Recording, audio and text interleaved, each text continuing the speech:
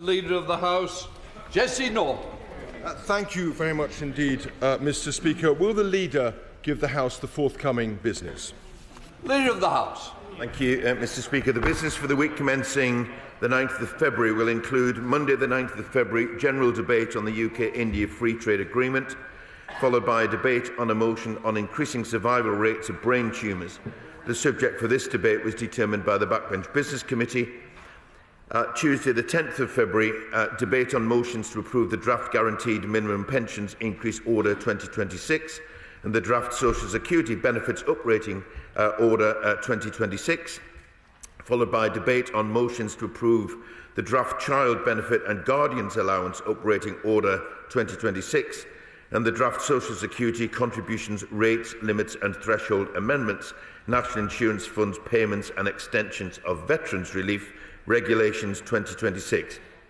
Wednesday the 11th of February, motions relating to the police grant and local government finance reports. Thursday the 12th of February, a general debate on LGBT plus History Month, followed by a debate on a motion on mobile connectivity in rural areas. The subject for these debates determined by the Backbench Business Committee.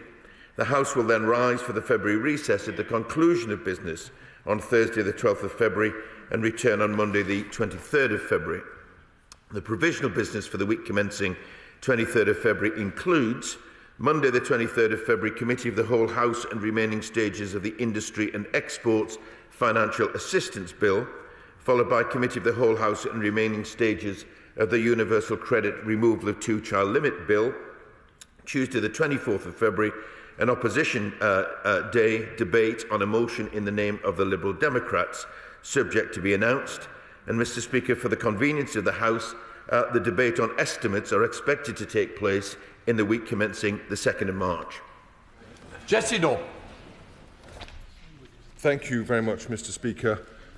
I do not think this is a moment for normal business, and so I'm sure that the whole House will join me and you, Mr. Speaker, and the Leader in taking this moment to remember the victims of Jeffrey Epstein, the young women and girls who were systematically trafficked and abused by him and his associates over many years, both those who have come forward and those who have not felt able to do that. Mr. Speaker, today I'm going to talk about Peter Mandelson and Jeffrey Epstein. I have no doubt that the Leader and colleagues across this chamber feel the same way that I do.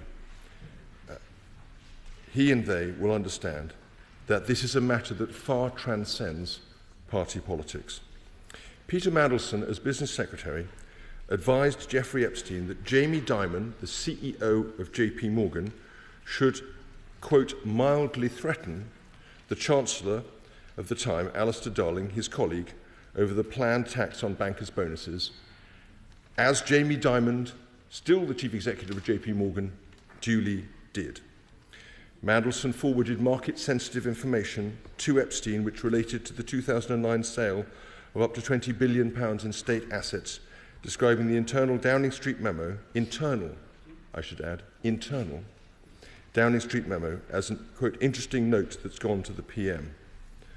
Mandelson gave Epstein advance notice of the 2010 EU €500 billion bailout the night before the official announcement, and he warned him in advance of the departure of Gordon Brown from 10 Downing Street, a further highly market-sensitive piece of information. In Florida, Jeffrey Epstein was convicted in 2008 under a state plea bargain on 2 sample felony counts: solicitation of prostitution from a minor, procurement of a minor for prostitution. The Prime Minister was specifically asked at Prime Minister's questions yesterday if he knew that Mandelson had continued his friendship with Epstein after the conviction. He said, and I quote, "When we drafted humble addresses in opposition, we always included an exemption for national security." Unfortunately, this is plainly untrue. It must be inadvertent. When the Labour Party presented its humble address for impact assessments on Brexit to be released on the 1st of November 2017, that address did not mention national security at all. The second name on that motion was the name of the Prime Minister. So I hope the Leader will encourage the Prime Minister to correct the record on this point in his next appearance at the dispatch box. The Prime Minister also said yesterday, and I quote, "We went through a process. There was a due diligence exercise, and then there was security vetting by the security services. What was not known was the sheer depth and the extent of the relationship Mandelson had. Mandelson lied about that to everyone for years." Let's think about that again for a moment, Mr. Speaker. The Prime Minister is saying that if only he'd known about the depth and the extent of the relationship between Mandelson and Epstein as it continued after 2008, he would have rejected the appointment. It wasn't enough that he knew Mandelson had a continuing relationship with this convicted paedophile and sex trafficker. He knew it, indeed, he had had that fact that Mandelson had stayed in Epstein's mansion, reported to him by public sources, and he ignored it. Not only that, the Prime Minister had the public information further confirmed and reinforced by the security vetting which was done after the appointment, but before Mandelson had signed his contract of employment. That was a further chance for the Prime Minister to reject the appointment, and the Prime Minister ignored that too. The Liberal Democrat leader yesterday asked the Prime Minister, quote, "Can he tell us whether he thought at all about Epstein's victims? There are many dozens, perhaps hundreds of girls and young women who were trafficked and abused by and through Jeffrey Epstein." It is clear that the Prime Minister did not consider them at all, or he could not have possibly taken the decision he did. So why did he? Why did he choose Mandelson? Why did he take that decision? He did so because Morgan McSweeney told him to. McSweeney was Mandelson's protege, and McSweeney was paying back his long-time mentor and political sponsor for all those good works with his appointment. This whole episode has done incredible damage to the already fragile nature of trust in politics. Every Labour Prime Minister since 1997 has given Peter Mandelson a senior job and been betrayed by him. The present Prime Minister will be seen to have had his own reputation destroyed by this scandal. But let us be clear, every member of this House, our entire political system, has been harmed by it and will continue to be so until effective measures are taken to clean it up. So I ask two questions. Can the leader give an undertaking that the documents to be provided to the Intelligence and Security Committee will not be redacted? And in order to reassure the House, can he ask the Cabinet Secretary to review the appointment procedure undertaken in this case, both the public due diligence and the developed vetting process, and set out in writing why these failed so badly in this case and how they will be improved? Hear, hear. Leader. Thank you, Mr. Speaker. Can I first of all thank the Shadow Leader of the House for the way in which he has addressed these matters this morning. He's fully entitled to do so. And in fact, I'd go so far as to say he's right to do so, because I agree with him that there is palpable anger, there is outrage, and there is a degree of sadness, I have to say, about the way in which these events have unfolded.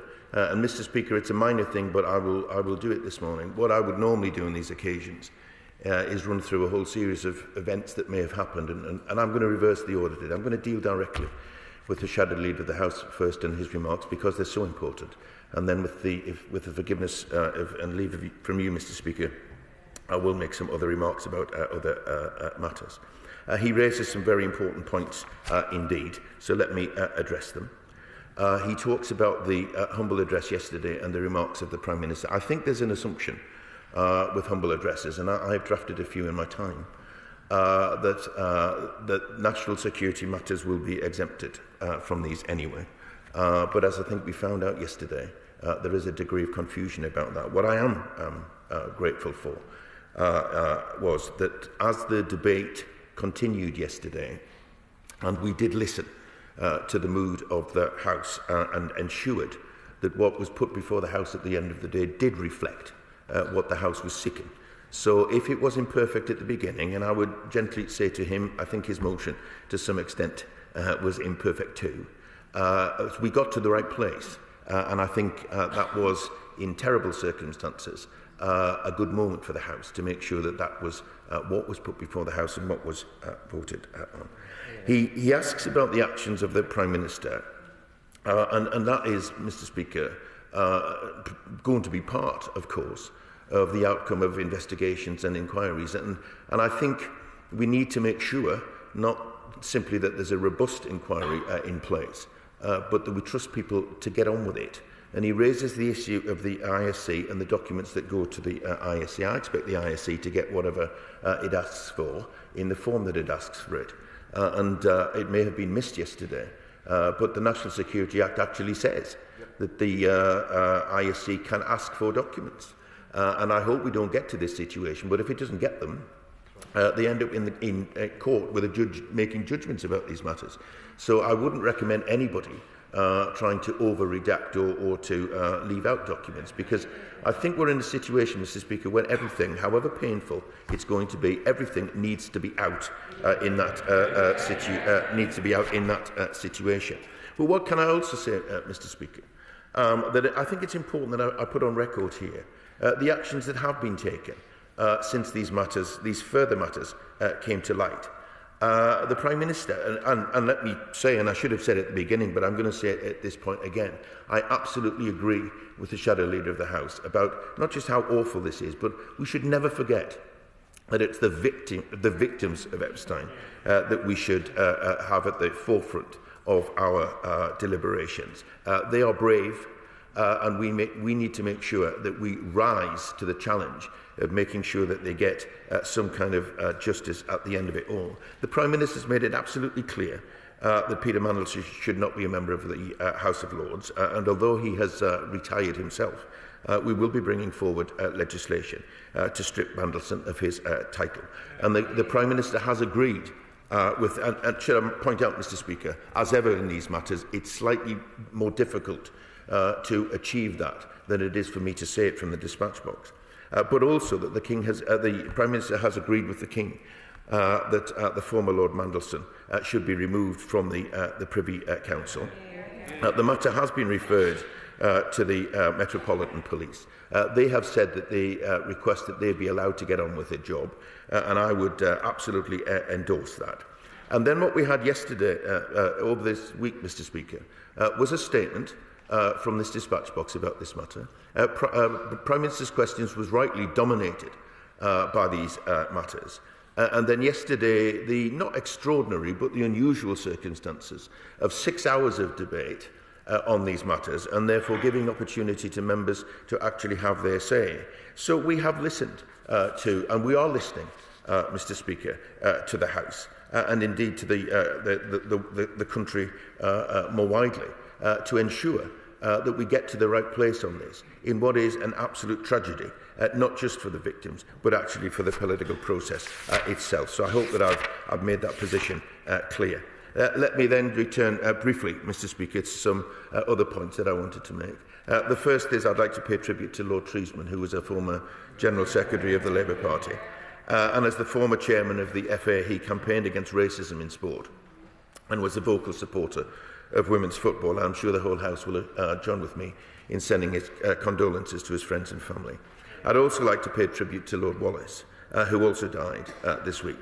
He was an ever-present in Scottish politics for almost 4 decades, a leading architect of devolution and a tireless advocate for his constituency of Orkney for over 30 years. And we remember him with fondness, and again send condolences to his friends and his family. I also want to pay tribute, Mr. Speaker, to the campaigner Nathaniel Dye, who has died after a long battle with cancer. I met Nathaniel Dye. He was a brave and courageous campaigner whose life ended too soon. His family and friends should be proud, even in their grief, that his campaign made a real difference to the future well-being of others. And yesterday, Mr. Speaker, was National Cancer Day, and we published our National Cancer Plan. It owes much to healthcare professionals, but it also owes much to ordinary people, extraordinary people actually, like Nathaniel Dye, who told their stories and the stories of their friends and their families. And the plan does outline how thousands of people will receive more timely treatment, and the Minister for Public Health and Prevention will make a statement shortly.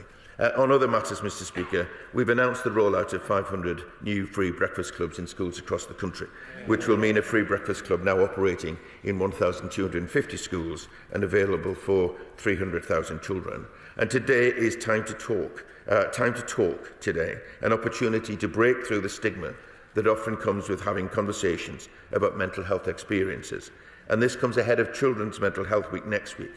Children's mental health is crucial for fostering positive life outcomes, and I know there will be lots of activities in constituencies across the country to raise awareness.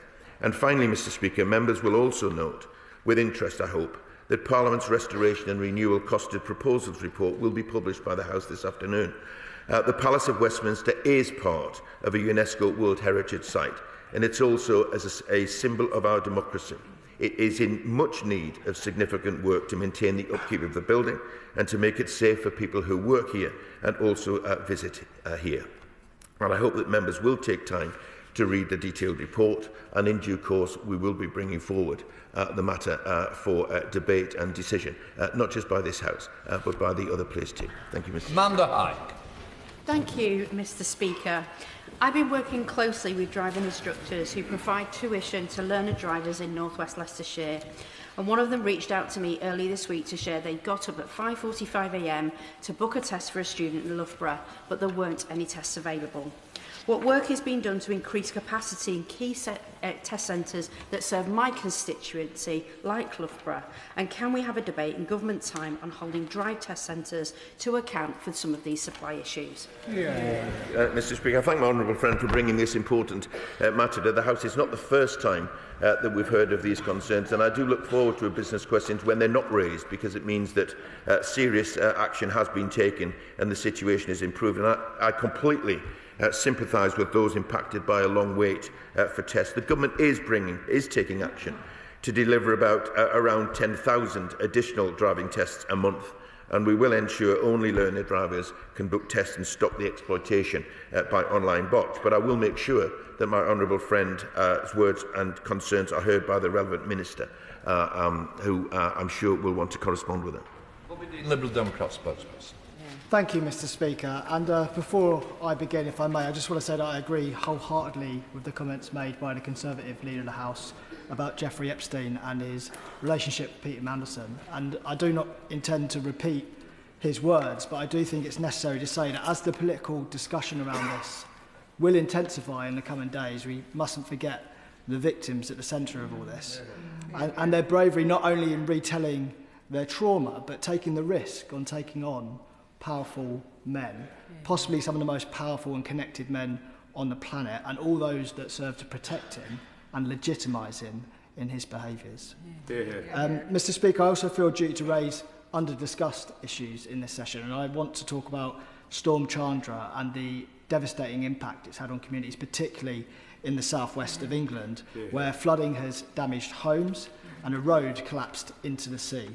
Now, it's of course difficult to know when these storms will hit, but we do know that they're going to happen more frequently, and this has put more intense scrutiny on the role of the Environment Agency, and I fear that they have been found lacking.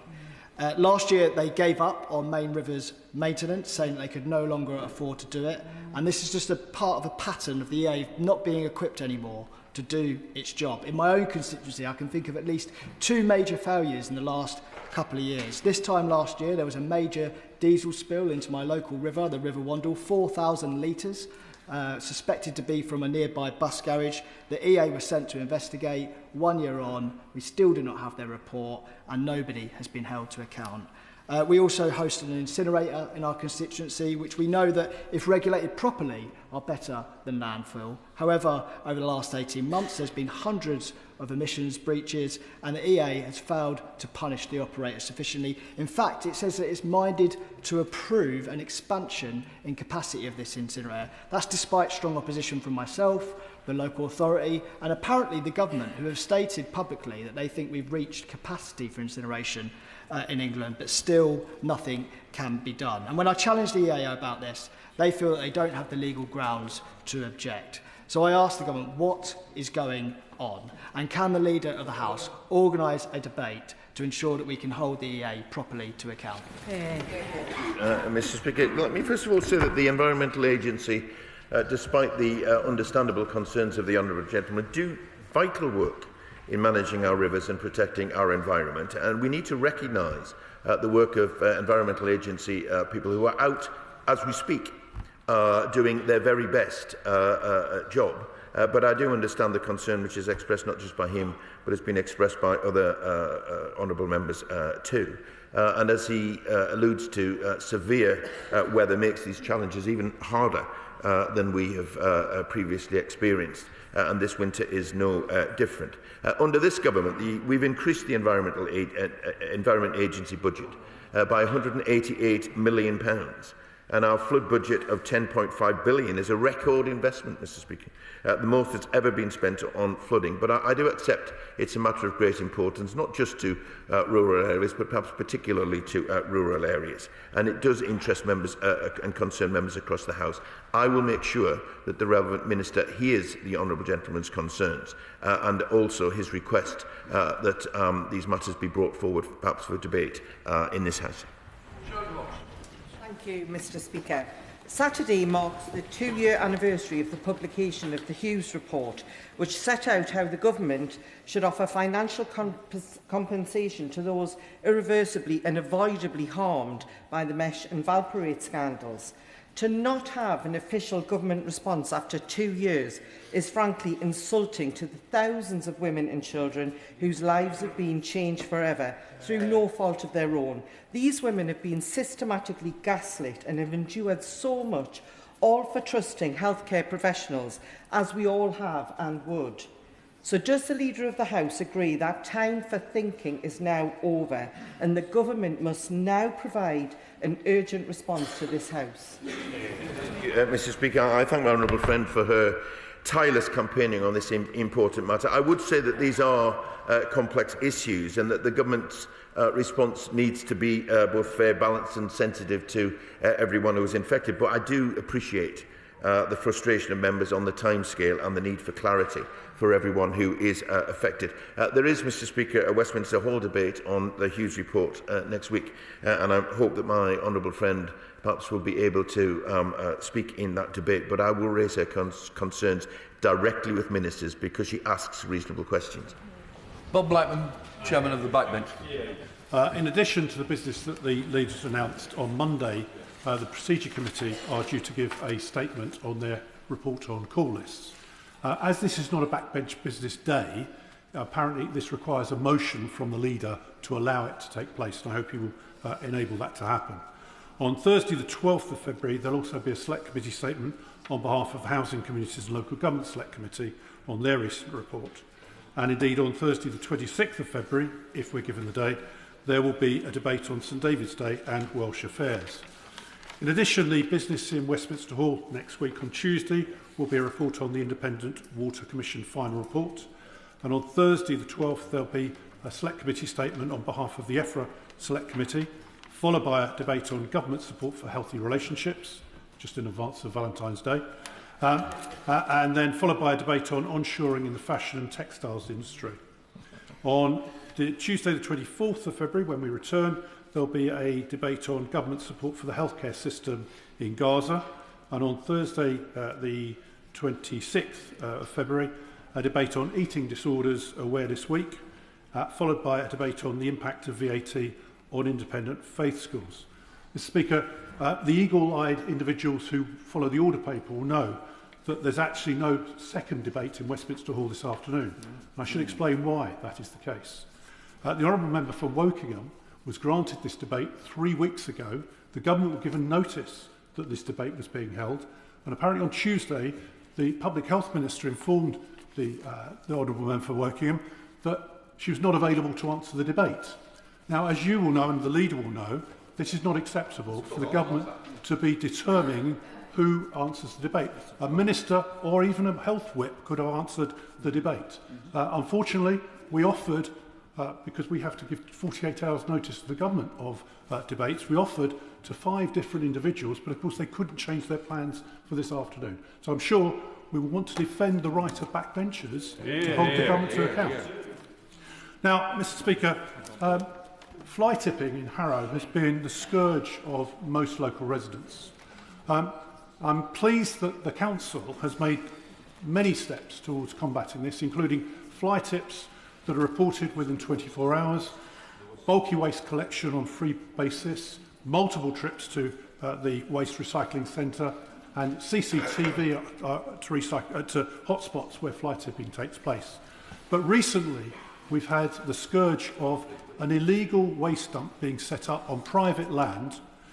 Harrow Council officers have been through that waste and been able to identify the waste from 40 different individuals who've now been issued with fixed penalty notices for giving their waste to illegal waste collectors. This is a warning to people that they should not be doing so. However, there is a problem across the country now of these illegal waste collectors who are using private land to literally in a criminal action. So could we have a statement from one of the ministers on what action the government is going to take to support local authorities in opposing these illegal waste collectors and warn individuals that they shouldn't be using them? Thank you, Mr. Speaker. First of all, thank you to the honourable gentleman for his work and the work of his committee, and thank him for the update which he has provided. In answer to his first question on the Procedure Committee report, it does require a motion. I will be bringing forward a motion, even though it's a slightly unusual circumstances. So the answer is yes. On the second point, which he raises about the cancellation of a debate, let me say that sometimes it is difficult to ensure that there is a minister available. There are lots of draws on ministers' time, not least there might be statements or whatever. But my strong view is that it's a priority for ministers and that they should be there. So I'm very sorry to hear of these circumstances, and I agree with the honourable gentleman and indeed honourable members who supported the view. It's not acceptable what has happened. If people find themselves in that situation before, I can't do anything about it if I'm not fully aware of it. If any honourable member or right honourable member finds themselves in that situation before and there's any doubt about whether or not there'll be a minister, if they come and see me, I will ensure that there will be an appropriate minister, or as he points out, in some circumstances, a whip, who are ministers, to make sure that the debates can go ahead. So I apologise for that, but I ensure that we will do everything we can to make it different, to make it better in the future. In terms of fly tipping, as he said, it's completely unacceptable and a blight on our communities. We are giving councils new powers to crush the vehicles, for example, of suspected fly tippers, and bringing in prison sentences of up to 5 years for those transporting waste illegally. And I am a firm believer there is a law that it should be a warning, but if that's ignored, then action should be taken. So I'm pleased if that is the case. I'll draw his concerns to the attention of ministers with regard to a possible statement in the future, or he may wish to apply for a debate on these matters. Mr. Speaker, he is uniquely placed to ensure he gets one. Could I just say, I didn't know about it. I'm very concerned about what's been raised there, and I thank the leader for the answer. But I do want to know why I wasn't told about this as well, so I will take it up along with Liam Conlon. Thank you, Mr. Speaker. Leo Barber from Beckenham tragically took his own life in November 2023, aged just 16, after suffering months of poor mental health. The recent inquest into Leo's death found he had been failed by multiple agencies, but that his mental health issues were also linked to screen use and exposure to harmful content online. Leo's parents, Joe and Chris, have spoken devastatingly about the difficulties families face in protecting vulnerable young people in an online environment that is insufficiently regulated and characterised by addictive features such as infinite scrolling and forums promoting suicide. Will the Leader of the House join me in welcoming the government's recent action to ban smartphones in classrooms and its consultation into young people's use of social media, including a possible ban for under-16s, as important steps to keep young people safe and hopefully prevent tragedies like Leo's in the future? Thank you, Mr. Speaker. First of all, I'd like to extend my deepest sympathies to Joe, Chris and all their family in what is an unimaginable situation. Every life lost to suicide, Mr. Speaker, is a profound tragedy. And we're committed to delivering the 5-year suicide prevention strategy. As my honourable friend says, we're also determined to keep young people safe online, and I do join him, obviously, in welcoming our consultation into children's use of technology. Once that consultation is concluded, Mr. Speaker, we will update the House. Good job. Speaker, Pride in Place funding is about £5 billion directed at our most deprived areas, and I think it's worked out on a constituency basis, and you have to hit 2 indices for deprivation, and you are therefore what the government called double deprived. I have significant pockets of deprivation in my constituency, in parts of Stanwell in particular, and yet they don't qualify for Pride in Place funding because it's calculated on a constituency basis. And this seems pretty unfair to me. And so would the Leader of the House allow government time for us to debate the Pride in Place funding formula in order to be able to understand it and bring such anomalies to the attention of the government? Mr. Speaker, I'm not sure the honourable gentleman is absolutely correct in his analysis of how funding is allocated, because certainly in my local case it's not actually the poorest neighbourhoods, it's those neighbourhoods who are on certain indices feel left behind or poor, but are left behind. And it's a different way of calculating it than might previously have been done. But he's right to point out that the government is putting more investment into Pride in Place. And we will continue to do so, Mr. Speaker. But it's not just about the investment that goes in. It's about putting local people in charge. Because it's not just the community that looks as if it's left behind, it's the people who feel that they are left behind. But the government does wish, obviously, to see this roll out further, so I hope that the honourable gentleman is more successful than he's been so far, and also I'll do everything that I can to ensure that we get an opportunity to debate these matters, because we've got a good record to tell on this, and the honourable gentleman can make those, his concerns felt at that point. Kirsteen Sullivan. Speaker. The yearly Linlithgow marches, organised by the Deacon's Court, is a 16th century tradition marking the boundaries of the ancient and royal borough. The marches celebrate civic pride with floats, parades and much merriment from early in the morning. Last year, the court celebrated its 50th anniversary with a special service in December, attended by Her Royal Highness the Princess Royal and Vice Admiral Sir Timothy Lawrence. Will he join me in congratulating the Deacon's Court and perhaps join me with a glass and some merriment at this year's marches? Thank you, Mr. Speaker. My honourable friend is absolutely right to champion the Linlithgow marches. Events like these play an important part in bringing people together and promoting pride in local communities. I wish this year's march well. I thank my honourable friend for inviting me to attend, and I'd love to join if my schedule allows. Clive Jones. Thank you very much, Mr. Speaker. Can I thank the leader for his comments about the Westminster Hall debate? Yesterday, the government finally launched a national cancer plan, which have many ambitious targets, but the plan needs firm checks in place to ensure that promises on paper are delivered in practice. The plan states that the reformed National Cancer Board will provide regular updates to ministers. However, it's Parliament and MPs who also need to have regular updates. So will the leader commit to ensuring that there will be regular opportunities for MPs from all sides of the House to regularly scrutinise the delivery of the National Cancer Plan, perhaps starting with an update before the summer recess? Mr. Speaker, there will be a statement later on this matter, so the honourable gentleman may wish to raise his concerns directly with the Minister. But it is an ambitious plan, it's an absolutely necessary plan, and the Government is committed to making sure that Parliament is kept abreast of these matters as we go on. So I'd certainly bear that in mind. Smith. Mr. Speaker, before Christmas I raised the poor standard of service by Royal Mail in Blaenau, Gwent and Rhymney. Despite our excellent posties, constituents still report delayed deliveries leading to missed appointments and worse. Ofcom should hold Royal Mail to account on the universal service obligation, yet I've received no response from them for almost 2 months. Can we please have a ministerial statement on the performance of Ofcom? All of our constituents should receive the level of service that they've been promised.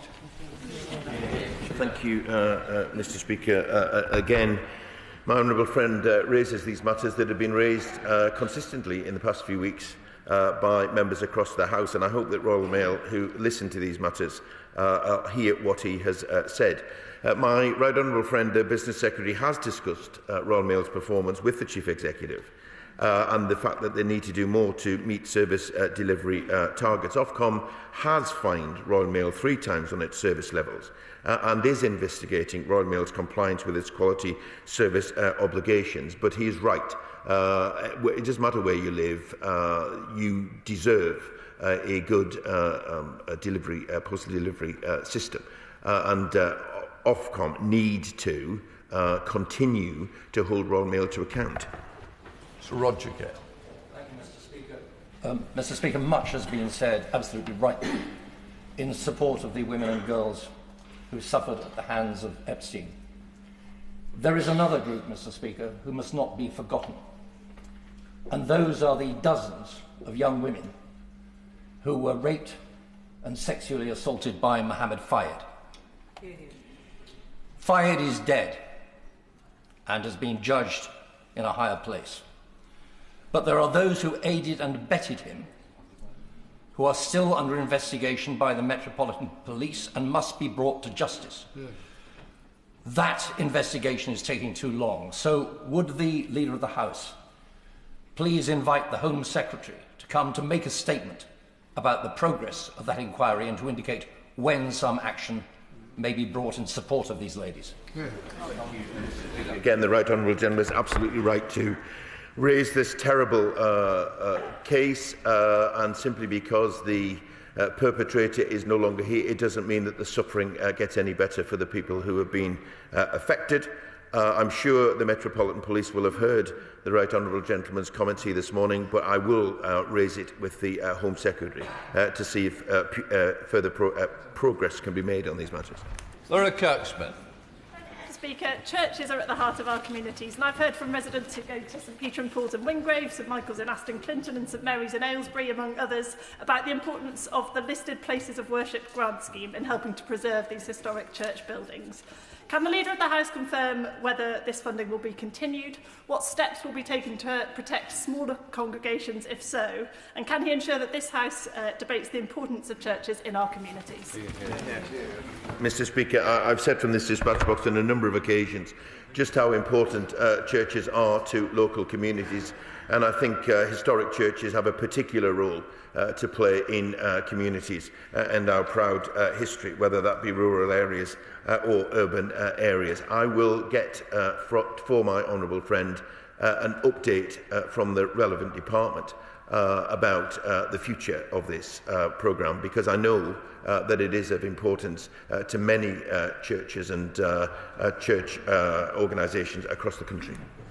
Just to help the House, I'm going to run this till midday, thereabouts, so please let's help each other. A good example with James Wilde. Thank you very much, Mr. Speaker. And the Leader referred earlier to mental health and it's Time to Talk Day, and I'll be running the London Marathon in April for the 856 Foundation in North West Norfolk, which does very important work on men's mental health.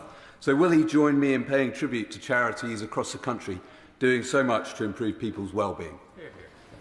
Mr. Speaker, I wish the honourable gentleman well in running the London Marathon, and indeed everyone who is involved in that and raising money for such an important cause.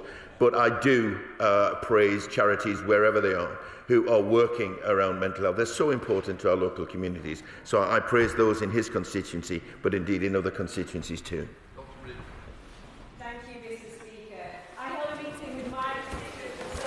Silkstone Common last week, where they raised the lack of NHS dentistry spaces locally. Some of them are having to travel 20 miles, taking up to an hour and a half to get to an NHS dentist appointment.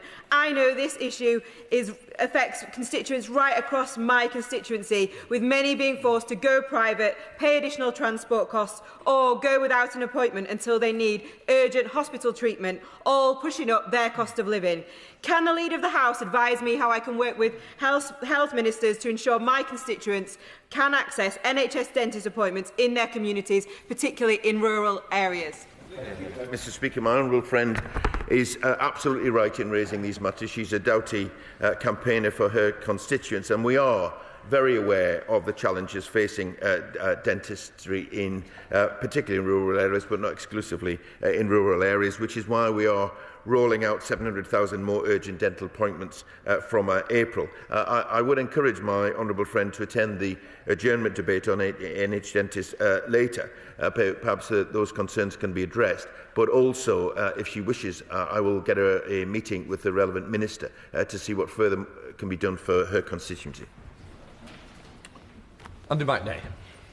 Thank you, Speaker. Ever since Australia banned social media for under-16s, my office has been inundated by appeals for parents for actions here in the UK. They see the very real risks of the social media Wild West. They fear for their children, they want to say no, and are simply asking for the government to get their backs. As a parent of an 8-year-old, I share this fear. I'm pleased the government's launched a consultation, and I look forward to hosting listening sessions across Rosendale and Darwin. This is a complex issue, there's much to be considered. We have to get this right. So would the Leader agree to an early debate in government time to allow members to fully explore how we best meet this generational challenge? Thank you, Mr. Speaker. I thank my honourable friend for his question and join with him in welcoming the government's consultation into children's use of technology, including potentially a social media ban. It is really important to parents. Our inboxes, I think, over the last few weeks will have been filled with those concerns. It is a complex matter, which is why the consultation is the right way forward. And although, for understandable reasons, the second Opposition Day motion yesterday on social media did not take place, there will be a Westminster Hall debate on screen time for young people next week, which he may wish to attend. Thank you, Mr. Speaker. A young woman, Savannah Victoria May, is in a critical condition due to very severe ME, compounded by inadequate treatment in hospital, where she's been for 11 months since March last year. One of the government's final delivery plan for ME's few and welcome commitments was to explore whether specialised service for very severe ME should be prescribed by the Secretary of State. The Minister acknowledged that avoidable deaths of people with ME should never become events.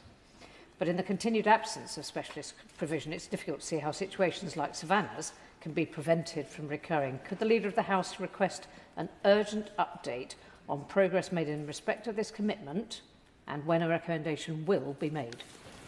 Mr. Speaker, it's distressing to learn of Savannah. Well, I'm sure the House wishes her well. I'm pleased the Honourable Lady welcomes government action on these matters, but if she wishes to explore what further can be done, I can arrange a meeting with the relevant minister for her.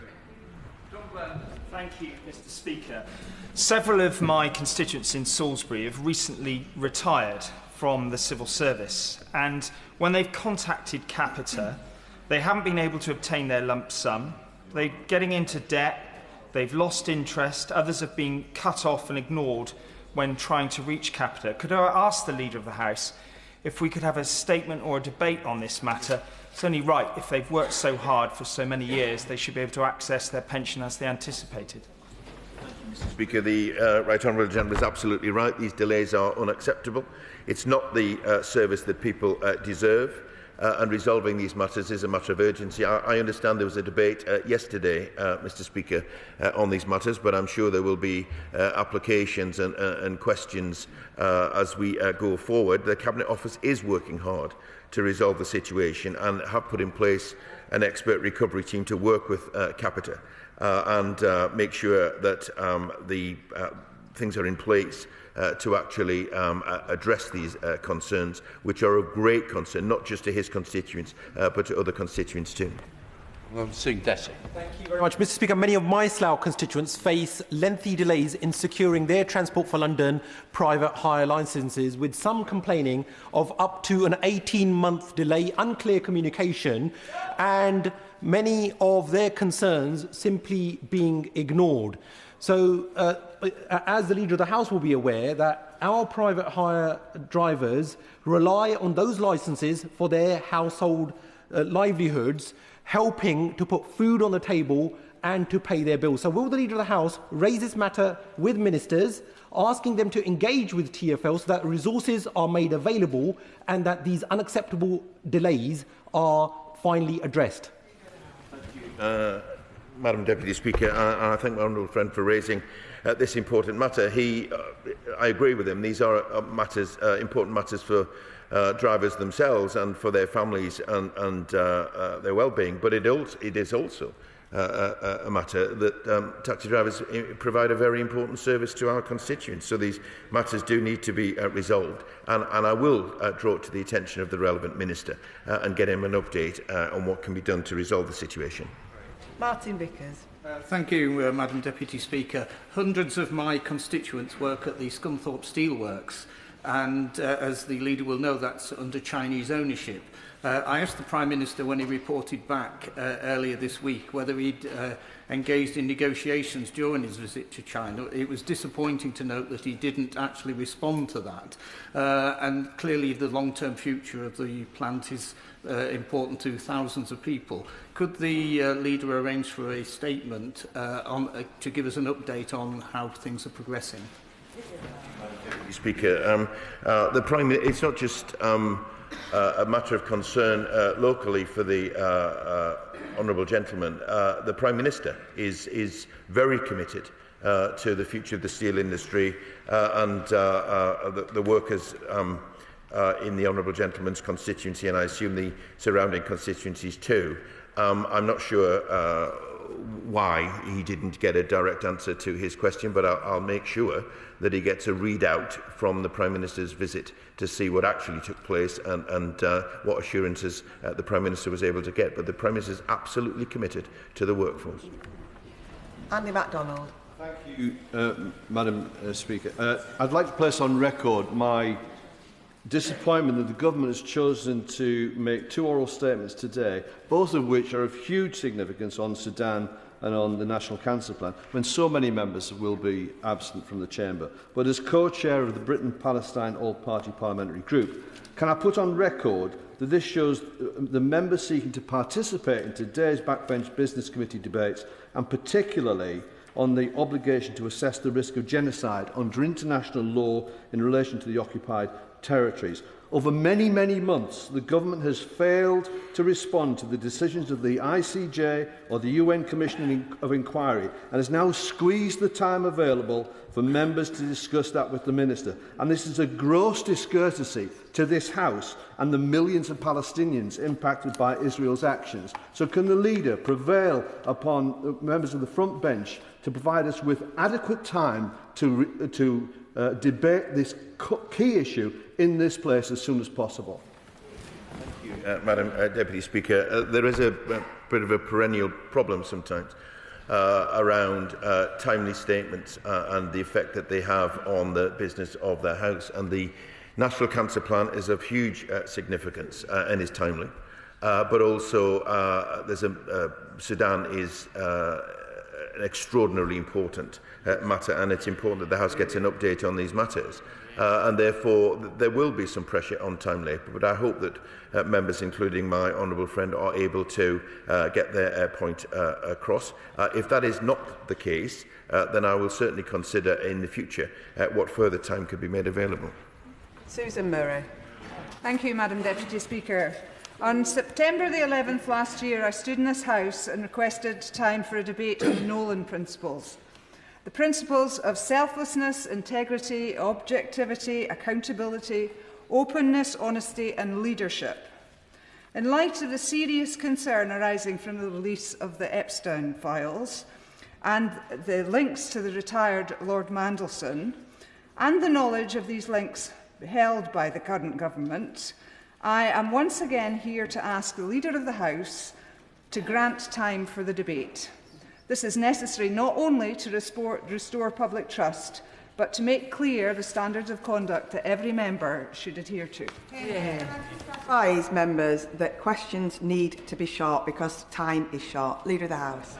Deputy Speaker, the issues that the honourable lady raises and has raised before is precisely why there is an investigation and an inquiry. And I hope when that investigation is complete, and there are various facets to that, when it's complete, I am sure that the House will be given adequate time to discuss the outcome of that, at which point precisely the principles that she refers to will be central to that discussion. Melanie on. Thank Madam Deputy Speaker, can the Leader of the House please advise me on the best way to get the concerns of Grimsby businesses on Cleethorpes Road considered in detail and perhaps reflected in the Government's planned High Street strategy, because they are facing severe economic impact as a result of the Council's plans to remove parking in favour of a bus lane that will only save 15 seconds on a journey. Perhaps there is opportunity for a debate on Council responsibilities towards local businesses. Madam Deputy Speaker, I'm grateful for my honourable friend for highlighting the action of the government that is taking to support local small businesses in high streets, because it's a very important part of local communities, and local authorities have a crucial role in shaping the trading environment for small businesses, and I hope that her local authority has heard of her concerns about the issues of parking and everything else. We want local authorities to work in partnership with businesses, not in tension with them. And I'm grateful for her raising this example. I hope a local authority has heard, and I will raise these matters with the relevant minister. David Mundell. Thank you, Madam Deputy Speaker. The father of one of my constituents died unexpectedly, which was itself shocking and distressing for his family. But that distress has been compounded by the difficulties that they've faced in getting access to vital information held on his mobile phone, computer and by online services. Indeed, the only way that they could open his phone would be to return it to manufacturer's settings and lose everything that was stored on it. Does the Leader agree with me that as our use of technology has moved on, the rules and regulations on access to online material when somebody dies has not developed at the same pace? And will we bring forward a debate on this important matter so that these issues can be fully explored? Thank you, Madam Deputy Speaker. I do appreciate that this is a complex issue and engages a range of policy areas across government, because as he says, technology does move on. The Property Digital Assets etc. Act of 2025 does clarify that certain digital assets can be included within personal property, and some digital services have been added as a function to allow contacts to be nominated and selected data to be sent to them. But I will ensure, however, that the Honourable Gentleman's constituent's case is heard by the appropriate department, that they consider the issues carefully, and that should it be appropriate that they bring forward either a statement or indeed we find time for a debate on these matters. Gareth Thomas. Thank you, Madam Deputy Speaker. Our country, and Harrow certainly, benefits from a hard-working Romanian community. Many Romanian families would welcome the chance for their children to supplement their normal school exams with a GCSE in Romania. Given that there is no exam board currently offering GCSE Romania, might we have a debate on how we could put that right? I thank the honourable friend for bringing this matter to the House and for his work as the chair of the all-party group for Romania. As he says, languages are a vital part of our curriculum and can open doors to young people across the country and indeed abroad. Decisions about which languages are offered at GCSE and in England are, of course, matters for exam boards rather than central government. But I'm sure that the boards will have heard the members, my honourable friend's contribution today, and I hope that they can give this matter their consideration. John Lamont. Thank you very much. The Leader of the House will be aware of the Countryside Alliance's rural Oscars, which take place each year. I'm delighted that 8 of the finalists come from my constituency. Briggsy's Butcher, Allenton Inn, the Buccleuch Arms, the Blackadder and Greenlaw, the Gordon Arms, the Fine Feathers, Ancram Pantry and Oxton Community Shop. So will the Leader join me in congratulating those businesses and wishing them well in the public vote? Thank you, Madam Deputy Speaker.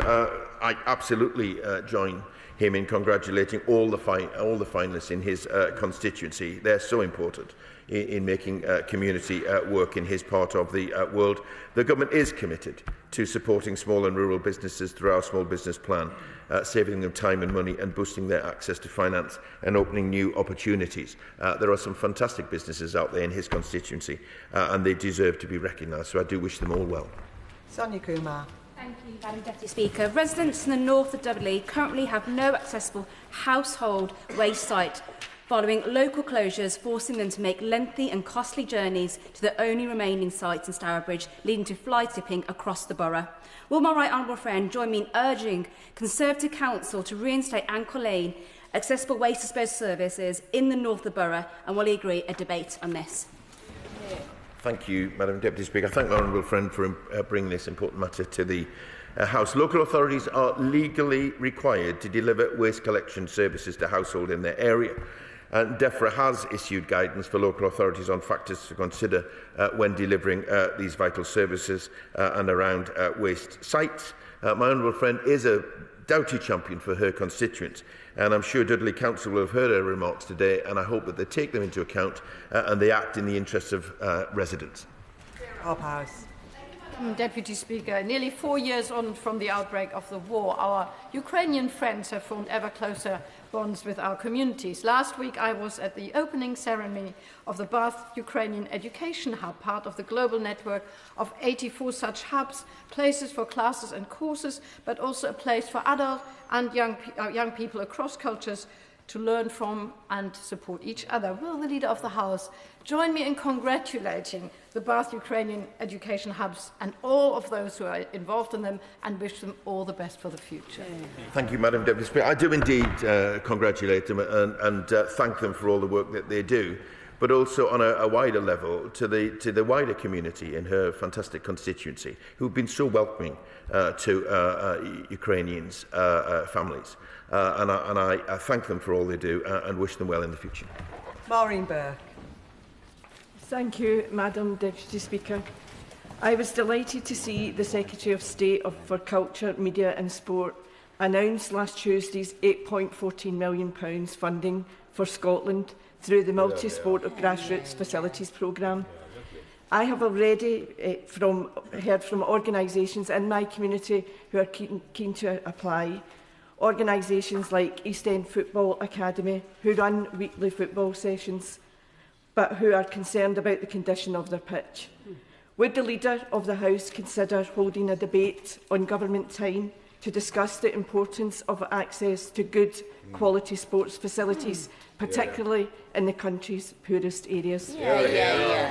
Thank you, Madam Deputy Speaker. I thank my honourable friend for raising this matter. Grassroots sport is vital to our communities, and high quality facilities are vital. They literally, when they work well, literally change people's lives for the better. And I join her in welcoming the funding announced for Scotland. We are ambitious for sport right across our country, and I hope that the SNP government is equally ambitious in what they do. This would make an excellent topic for Westminster Hall debate, Madam Deputy Speaker, and I would encourage my honourable friend to apply for one. Andrew Rosendale. Madam Deputy Speaker, last week I visited Gina and Vincenzo, the owners of a fantastic local Italian restaurant in Hornchurch.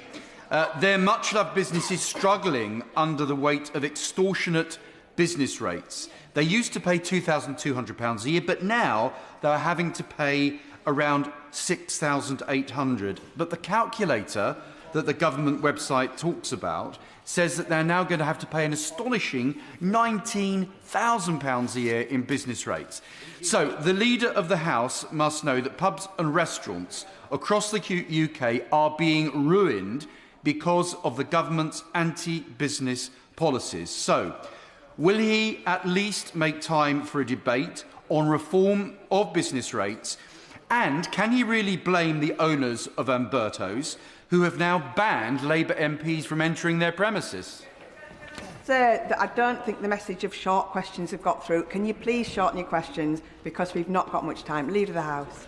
Much indeed, Madam Deputy Speaker. I would gently remind the honourable gentleman, when he was a member of the Conservative Party, that 7,000 pubs closed when he sat on those benches rather than the bench up there.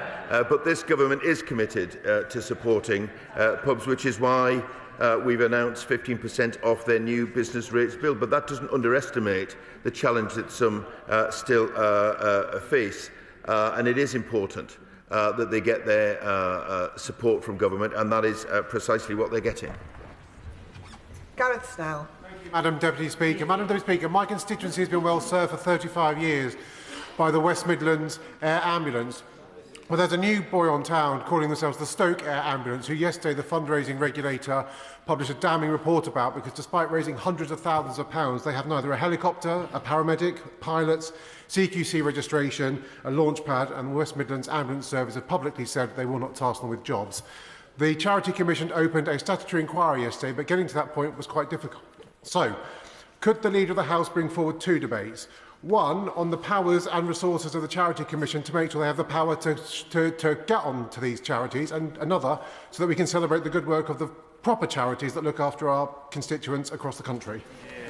He's absolutely right that we should celebrate the work of air ambulances where they do a fantastic job, but he's also right to raise, not just on behalf of his constituents but also his region, the doubts that prevail about this particular service. I will raise this with the relevant department, but I also hope that the Charity Commission has heard his comments here today. Thank you, Speaker. Yesterday I hosted the Farm Safety Foundation in Parliament to launch the 9th year of their Mind Your Head Week campaign. Whilst there has been progress talking about mental health in farming, we lose too many people to suicide every year. This must change. So can we have a debate on government time regarding suicide prevention, mental health and well-being in farming and rural communities? As I said previously, the government is very committed to tackling this matter wherever it prevails, and it may be something that she wishes to raise directly with health ministers at questions. However, if she wishes to meet with health ministers, I will endeavour to get her a meeting. Ben Goldsborough. Thank you very much, Madam Deputy Speaker. Residents in Stoke Holy Cross and Upper Stoke in South Norfolk have been terribly let down by Anglian Water. They dig up the road every 2 seconds, and that has meant they're cut off from the only bus service to go into Norwich. Can we have a debate on government time about companies such as Anglian Water who keep letting down our villages by doing bodge jobs instead of doing the job right first time? Deputy Speaker, my honourable friend raises an important matter which has been raised with me before. The last government should never have allowed the water sector to get into this state, because his constituents and our constituents deserve better. The Water White Paper sets out our major reform plan. We've secured £104 billion of investment to rebuild crumbling pipes and sewage works nationwide, but I will ensure that DEFRA ministers hear my honourable friend's concerns. Ayub Khan. Thank you, Madam Deputy Speaker.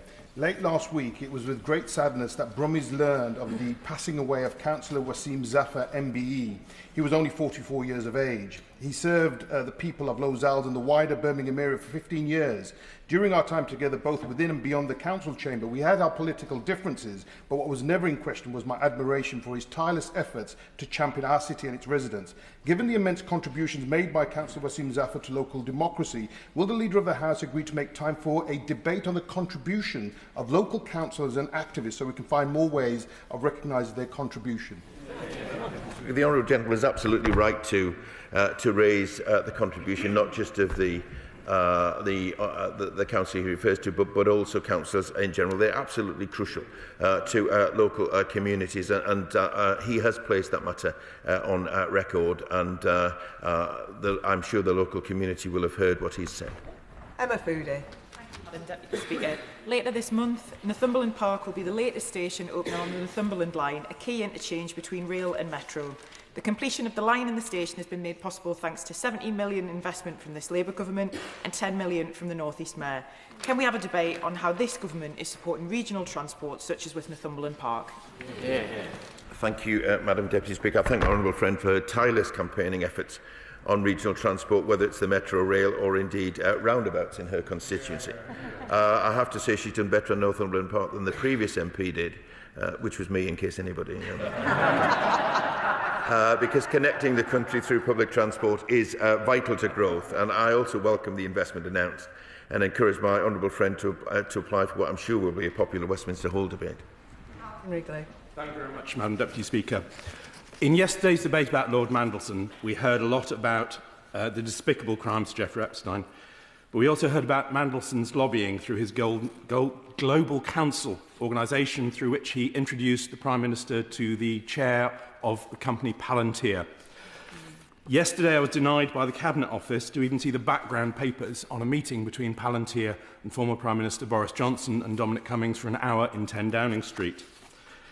The Select Committee, Science, Innovation and Technology Select Committee, is concerned about the use of Palantir in the NHS. where we have a £330 million contract with them, combined with the £250 million in defence and a potential contract for the new National Police Service. Will the Leader of the House please give Government time for a debate on the suitability of Palantir as such a critical aspect of our national infrastructure? Deputy Speaker, the honourable gentleman is right to raise concerns, but as I said in my remarks earlier, there is an inquiry into the whole influence of the former Lord Mandelson, and I assume and hope that all of these matters will be considered, and then the House will get an opportunity to see the outcome of that inquiry, and I'm sure the House will want to, at that point, debate the matter. James Asser. Deputy Speaker, Rokebury School in Canning Town has just received national recognition from the Department for Education for its exceptional achievements amongst disadvantaged pupils. This is an incredible achievement for the local school and the local community, which is one where families and children face many disadvantages and challenges. Would the Leader of the House join with me in congratulating Rokeby on their success, and does he agree we need to find opportunities when discussing education to shine a light on these kind of successes? Absolutely, Madam Deputy Speaker, and of course I join my honourable friend in congratulating all of Rokeby School's staff and pupils for what is a huge achievement, and I absolutely agree with him that we should take every opportunity to celebrate the great work of our schools. Liz Saville-Roberts. Last October's National Audit Office report into Eco4 wall insulation found extensive evidence of fraud and cowboy workmanship. Consumer Energy Solutions of Swansea went into receivership last month. I have received scores of complaints regarding air source heat pumps and solar panels installed by this company and others. Some people have no heating or hot water. Could he advise me what parliamentary measures are available to me to ensure that there is an independent inquiry into fraud and misuse of taxpayers' money with Eco4? Madam Deputy Speaker, there are debates which the Honourable lady could ask for and get a response from the relevant minister, in which she can raise the issue of whether or not an inquiry going forward is appropriate. But if she wishes to draw these attentions directly to the minister and have the time to do so, then I will arrange for a meeting. Paul Davies. Thank you, Madam Deputy Speaker. I'm sure that the Leader of the House agrees with me that Parliament is sovereign when it comes to the legislative framework of this country. So with this in mind, I would appreciate his views on the actions of a small number of unelected members of the Lords regarding the assisted dying bill, where they're blocking rather than seeking to improve the bill. And can we have a debate in government time on how the reputation of our parliamentary democracy can be protected in the face of such actions? Madam Deputy Speaker, and I understand, and to some extent, to a large extent, share the frustrations of my honourable friend and many members across the House, because the position of this House on this bill was made very clear. The government's position hasn't changed. It's not a government bill, and the Lords have every right to scrutinise. But I ask them to do so responsibly, because this House made its position very clear, and I do hope that progress can be made. Once that has happened, if necessary, I will find time in this place to debate those amendments, because the will of the House was very clear. And perhaps after that has been decided and the bill has been dealt with, whatever the outcome of that, we do need to reflect on some of the procedures that get us into this situation. Dr Ellie Chowns. Thank you, Madam Deputy Speaker.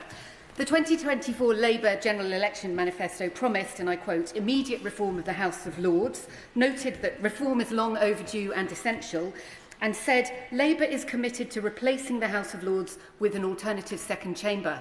Now, given the Mandelson scandal, given the unacceptable spectacle of a tiny number of unelected peers blocking the will of the majority of elected members in this House, can we have an urgent debate in this session, in government time, on how the government will bring forward and realise its promises of fundamental Lords reform, so that we can begin to rebuild trust in our country's democracy?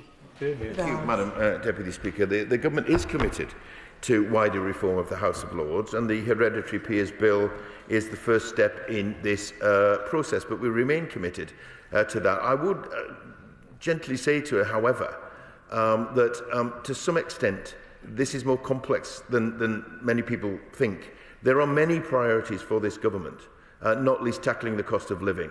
and tackling the terrible situation that we found our public service to be in when we came to office, and to spend a great deal of time at this juncture talking about House of Lords reform. I know from experience it's both timely, costly and an extraordinarily difficult thing to achieve. That does not mean, however, that the government is not going to address what we promised in our manifesto and bring around House of Lords reform at some point in the future.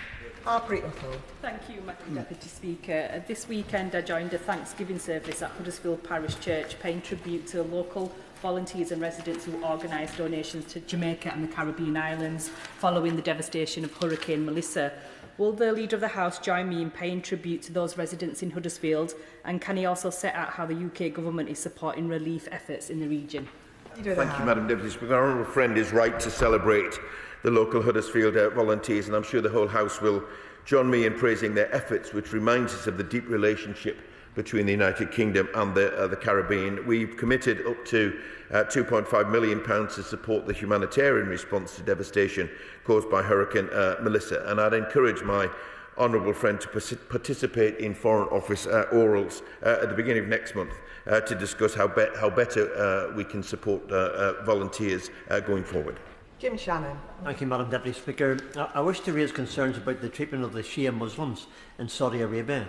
There have been long-standing reports of systematic discrimination, including restrictions on religious practice, unequal access to employment and limits on political participation.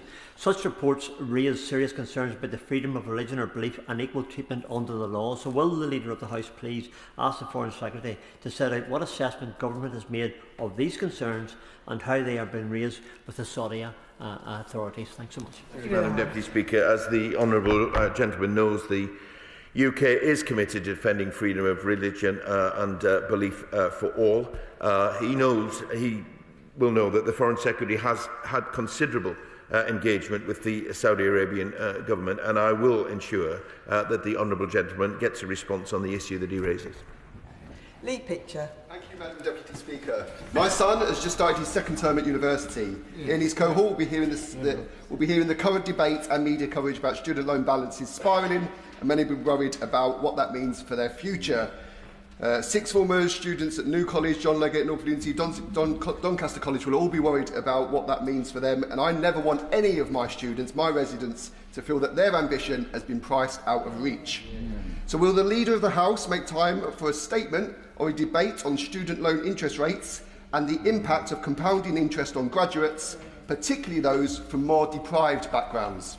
Madam Deputy Speaker, my honourable friend raises an important issue. We are making tough but fair decisions needed to find a balance between value for money for taxpayers and students and graduates. We're supporting graduates with the cost of living, protecting lower earners by lifting the threshold this year, but I do understand my honourable friend's concerns and the concerns of his constituents, because they'll be shared by many of our constituents too. I would encourage him to apply for a debate to raise these concerns and hear from ministers directly.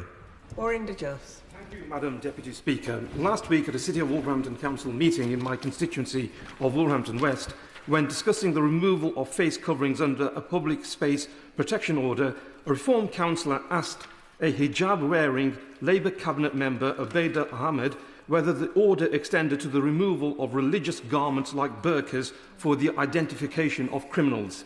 Comments that clearly shook Councillor Ahmed.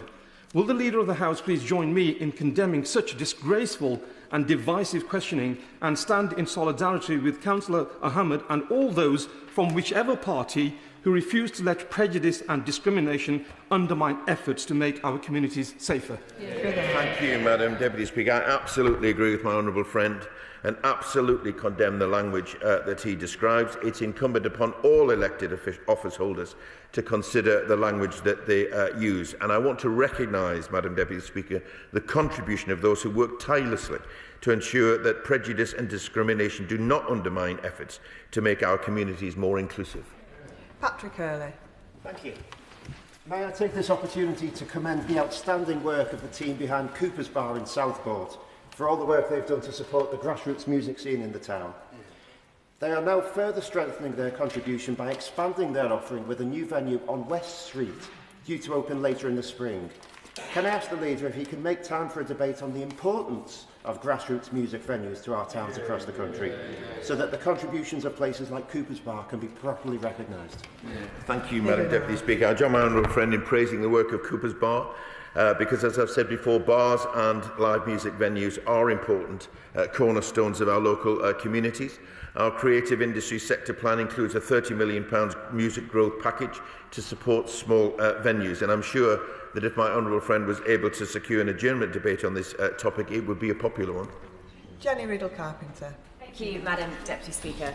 Workers in Suffolk Coastal have been let down badly after carrying out their jobs in good faith, only to be denied wages that they earned.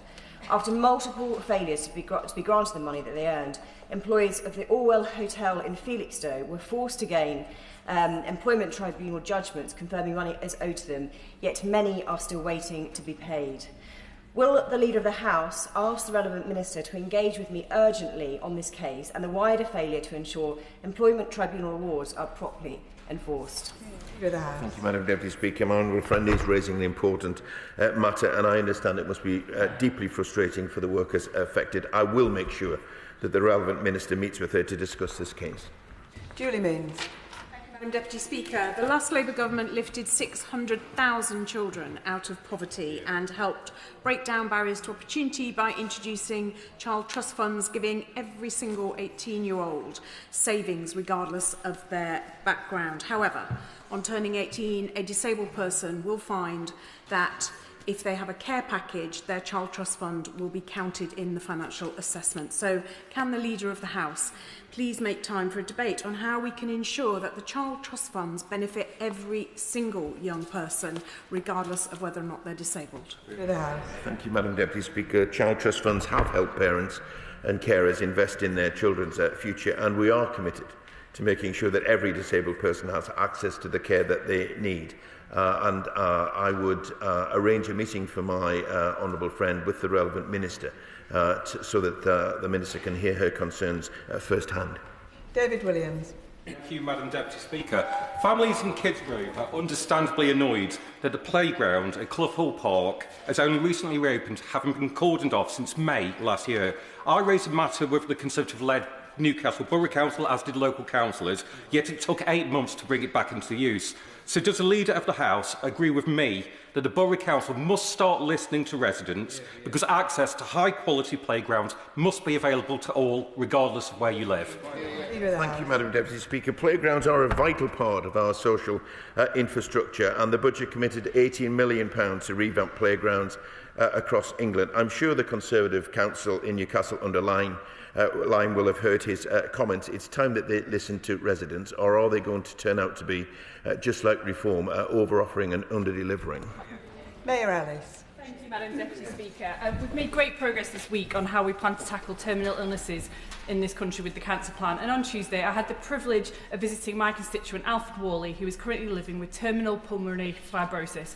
And after serving 20 years as a paramedic, he wanted to share with me his disappointment at his experiences in the very dated Preston Royal Hospital, where one night he was moved 5 times as they juggled beds, though he was keen to stress that all staff were doing an incredible job. Does the Leader agree with me that while plans for the future terminal patients are welcome, we cannot forget the experiences of patients now, and we must find ways to invest in hospitals like Preston Royal Hospital that will be waiting at least 12 years to be rebuilt? And will he join me in sending best wishes to Alf and his wife Wendy, join their call for one of the health ministers to visit Preston Royal Hospital to see the conditions for themselves? Madam Deputy Speaker, I join my honourable friend in welcoming the arrival of the National Cancer Plan and in sending our best wishes to Alfred, Wendy and their family and friends.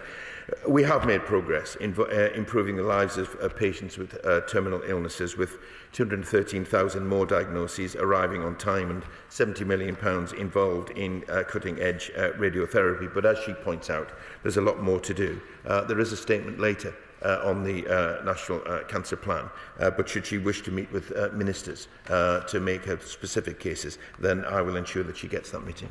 And with the final question, Lindsay Farnsworth. Thank you, Madam Deputy Speaker, and I'm glad to end business questions on a joyful note. Just before Christmas, I launched Amber Valley's Business Awards, encouraging people to nominate their favourite local businesses and to shop local. After hundreds of nominations, the winners are now in. Basilia and 47 Degrees Coffee, both in Langley Mill, By Heather May and Amber's Beauty, both in Ripley, and Beth's Groom Hut in Waingrove. Will the Leader of the House join me in congratulating the winners, and can he update the House on what support is being given to small businesses and our high streets? Leader of the Thank House. you, Madam Deputy Speaker. My honourable friend is a doughty advocate for the businesses in her constituency, and I absolutely will join her in congratulating the winners. I'm sure they're well deserved in getting their award. We are committed to small businesses with our small business plan to save businesses time, money and open up new opportunities. And out there in all of our constituencies, there are businesses that need our support and I'm sure can go on to even better things.